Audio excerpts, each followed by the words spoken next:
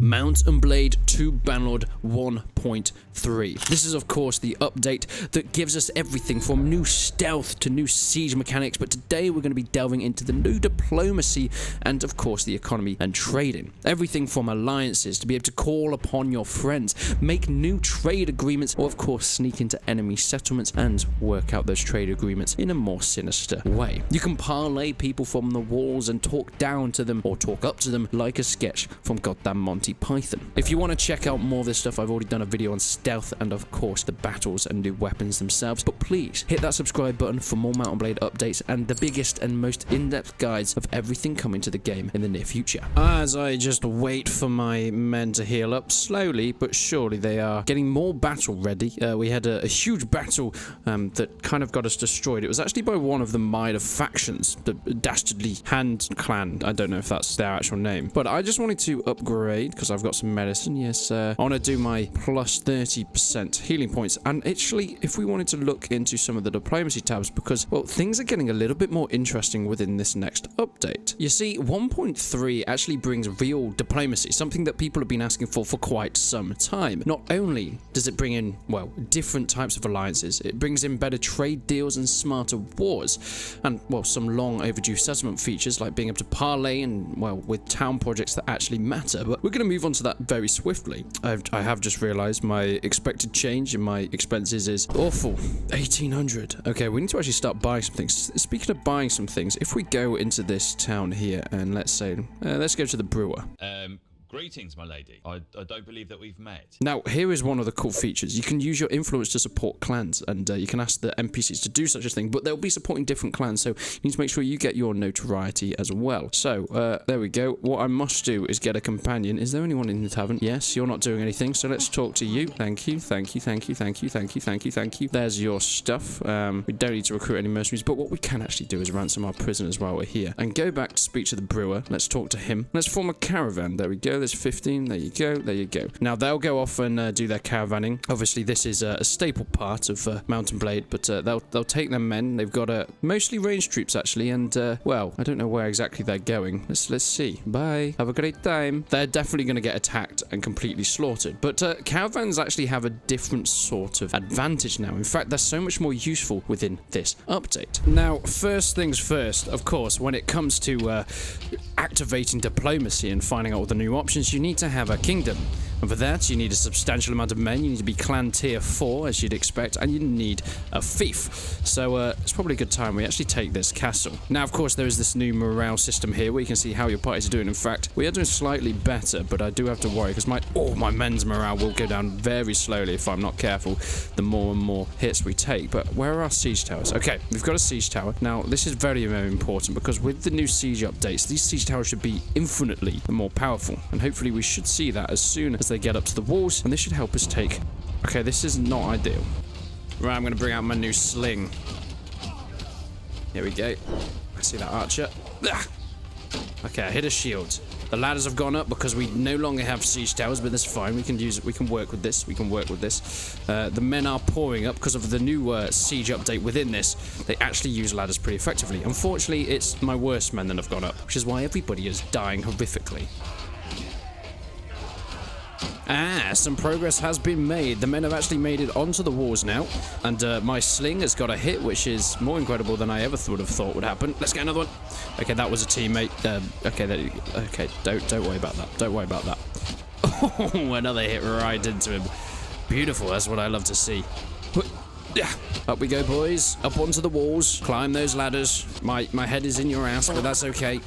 No stress. No stress. How are we doing on this wall? Fine. It's a little bit deadly up here, but I'm sure we can work with this.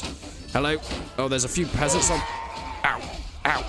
Okay, we're in a good place now. We're in a great place. Let's just get around the back here. And let's...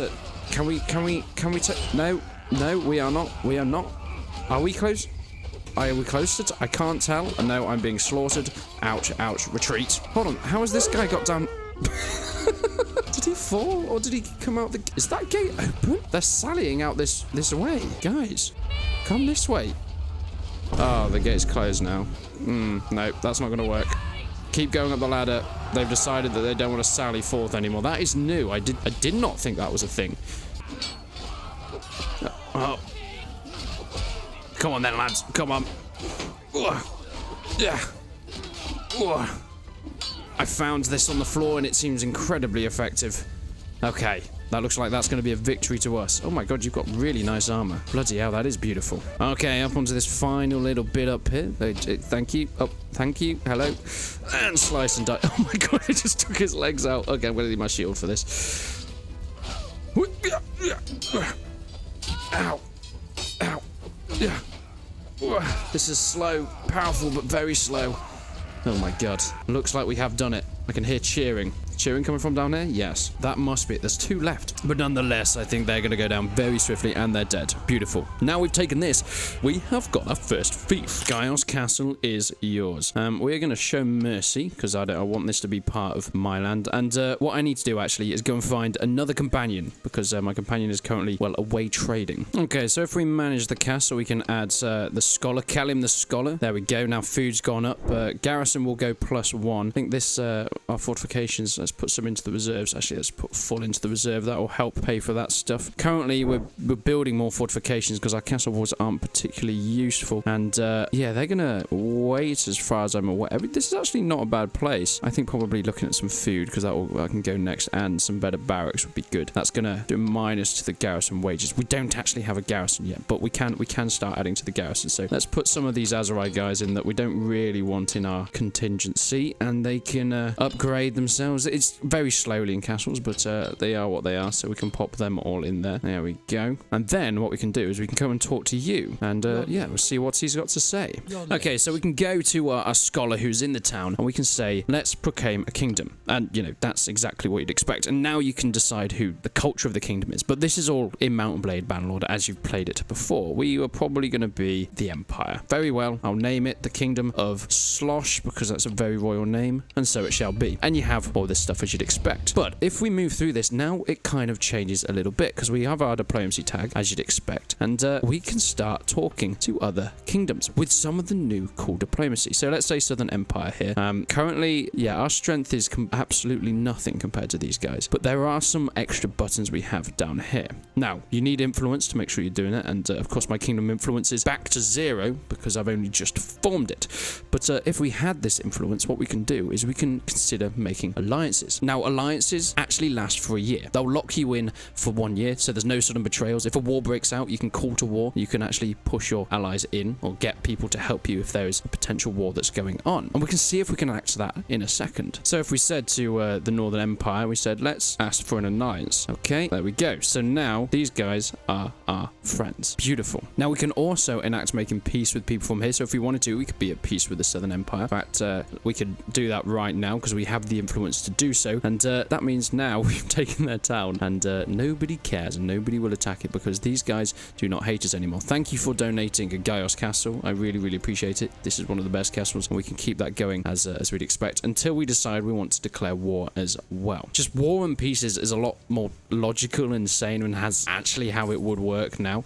There's less wars that are just completely random. Of course, you can still start them on your own. And tribute payments kind of scale a little bit more regularly as well. Now, what if, for example, we declared war on the same people again? Okay, so now they hate us. And what if we headed over to Chanopsis Castle? Because there is a kind of newer option, which I think should have been in for a long, long time. But it adds other things when you actually go and talk to them. So we can approach the gate, request entry. So we can actually approach towns now with a different sort of feature. Now, this is the stealth feature here, where if I want to get inside an enemy city, you can see the guards that will potentially pay attention to you, and they have the dots over their heads. Now, I have my stealth clothes on at this point in time, and I can sort of sneak through, but look, he's getting more suspicious. The bars come up. Now, if I drew a weapon, I'd be instantly spotted. If I start running around as well, you see, it goes up very, very fast, so you have to be very, very... Why is she walking like that? Why is everybody walking like that? What is wrong with people in this town? So we need to get to our contact, which is over here. We need to do it without being spotted. So I'm just going to walk over this way. Don't worry about me. Okay, fantastic. Oh, they're beggars. That's why. That's beggars. Okay, fantastic.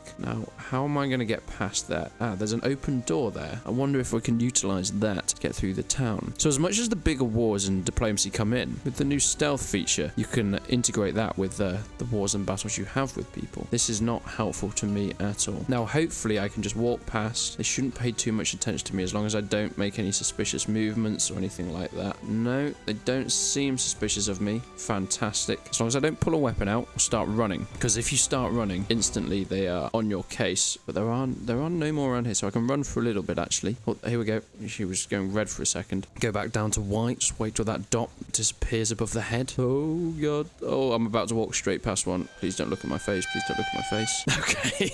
Okay. Hello, sir. Don't worry about me. There was a lot of beggars in this town. They should probably fix the economy, if I'm going to be honest. I can probably run past these people. He's looking the other way, so it doesn't matter if I run here. And of course, the regular civilians, they don't pay attention to you at all. Oh, that was bad. Oh, that was real bad. Okay, I've got to get inside here quickly. Oh, there's still likely to be some people in here. There we go. Here's our contact. And this is how you get inside towns, even if you're at war with them. You can see they're wearing the clan colours as well, which will give you that indication. We now have a contact in this town, which is perfect. So it'll make it easier to get inside the city. And of course, you want something from me? We've got more things that you can get missions from and that sort of thing. Okay, so now we made it into the town. A contact we made. That's kind of the new system of getting into enemy places, even if you're not friends with them. Now, of course, these policies have been in for quite some time now, but there is a new one, actually. And if we scroll down, land grants for veterans. Veterans of the realm's armies are allowed to claim abandoned farmland and receive reduced taxes under the expectation that they will train their children and fellow villagers for future military service. So what happens is that the settlement militia veterancy is increased by 10%. Obviously, they'll be upgraded. They'll be a bit better in fighting, but your village tax income changes. Now, the reason we can't enact that at the moment is because we are very low on our influence, because we've just gone to war,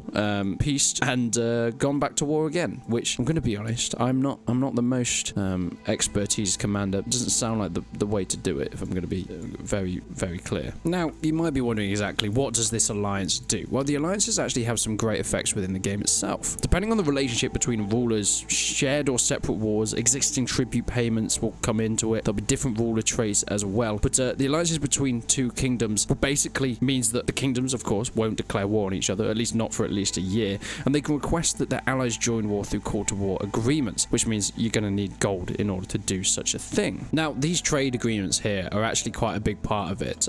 They will increase the amount of caravans that go between each places. Of course, that adds in a higher risk when it comes to people attacking and bandits attacking your caravans. And if there's any sort of war between you, those automatically, the trade agreements will be broken off, and those caravans will stop going to each other. Now, speaking of caravans, when you've got your own caravans like this one here, and we speak to them, if we talk about business, what we can do is you can discuss your trade partners. So you can just stop trading with a certain person as well, which is awesome. And you can kind of put, I don't know, so I guess a kind of a tariff on them as well.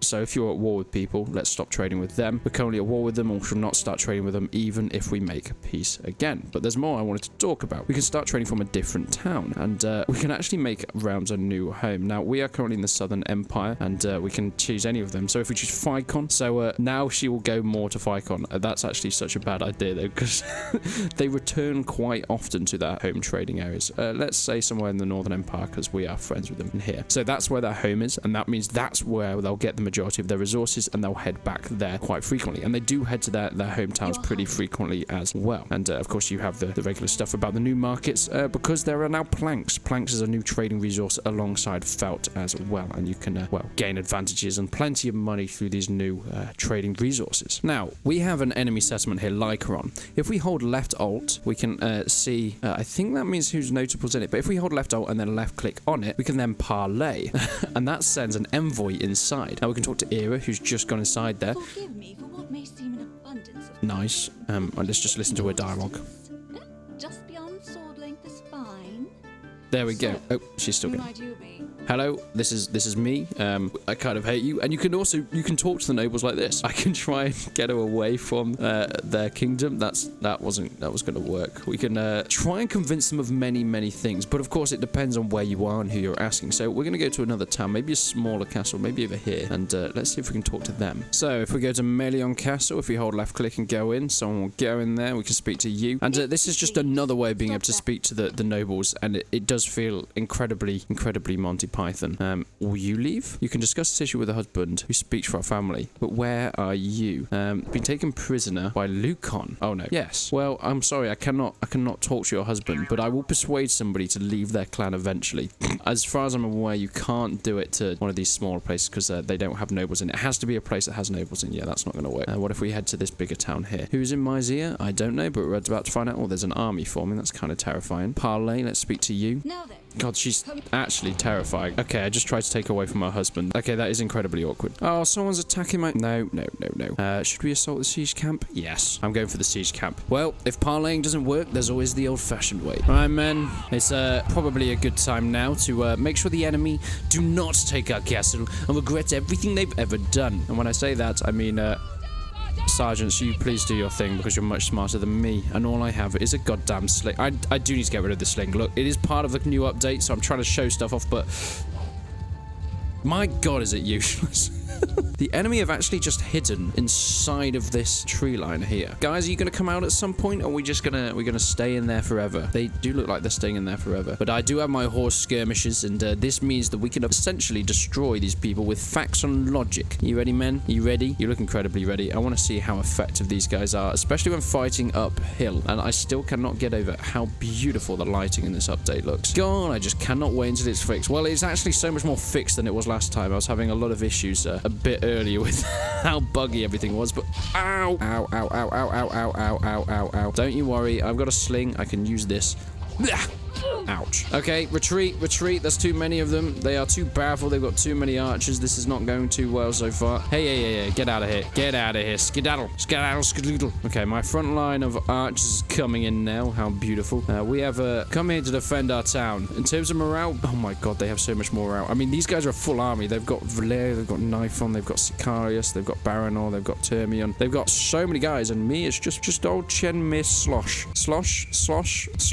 I can't remember the name of my clan or kingdom, but that does not matter. They are going up that road, and they are really hiding up there. So far, though, no injuries have been given on either side, but I am getting some upgrades here. My Mamluk cavalry are really getting some proper Well, if that wasn't the most fitting thing in the world, I guess we're going to see how this pans out from a different perspective. Me and the boys, when we've got people to attack who keep killing our women and children. Look at us go. This is not an ideal situation. The cavalry is actually pushed up pretty far forward now, and this is not my arch cavalry. Oh my word, it is just a absolute ball of men. Men with balls, but balls of men. They are... can we get our archers up here? This would be a more ideal situation. Let's just fast forward and see what happens here. Okay, so the kills have gone in pretty rough on either side. It looks like my cavalry have just charged and died in there. They're still doing an alright job though. And yeah, most of the archers are just in the forest on their horseback shooting up this hill. They are? Oh, I thought they were going to come off the hill. No, the hill seems to be working for them pretty well. Well, it looks like we might have lost the castle that we just gained, but not to worry. This is the diplomacy part. 1.3. Boy, oh boy. Go and check out this beta. It's very easy to get in and join the beta, but if not, the full update will come out very soon. And there goes the charge in, and my men have all been slaughtered. How embarrassingly fitting. Please subscribe.